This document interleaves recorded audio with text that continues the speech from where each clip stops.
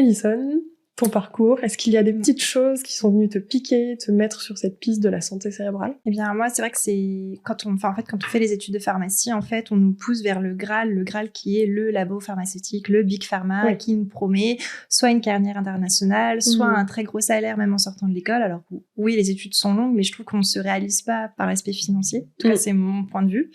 Donc il y avait cette première chose.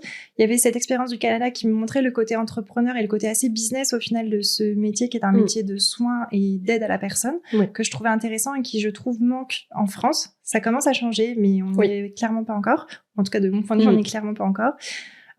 Et je rejoins après ce que disait Mathilde, il y a vraiment ce côté, je pense que les professionnels de santé aujourd'hui, comme on a une certaine éthique en tant que professionnel de santé, on n'ose pas forcément s'exprimer ou prendre la parole et s'exposer. C'est quelque chose qui est assez dur d'un point de vue éthique, dur parce que le regard des autres est aussi dur parce qu'on a peur de se tromper, même si l'erreur est humaine. Et moi, en fait, l'idée, c'était aussi, voilà, j'ai d'abord travaillé dans l'industrie des cosmétiques où on est là pour faire rêver.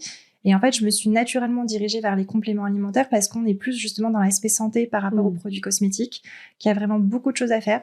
Moi, je crois profondément en fait au bienfait des médicaments et que c'est très bien de prendre un médicament quand c'est nécessaire, même pour la santé mentale d'ailleurs. Hein, beaucoup de gens d'ailleurs, ils ont ce biais de pas vouloir en parler ni à leurs proches, etc. Parce que comme si on avait honte, alors qu'il faut pas avoir honte. Hein, si les médicaments existent, c'est qu'il y a une raison. Bien sûr. Mais je pense que avant d'arriver dans la guérison et dans la maladie, de la pathologie, il y a vraiment beaucoup de choses qu'on peut mettre en place. Et ça va bien sûr au-delà des compléments alimentaires, hein, ça vient par les habitudes de vie.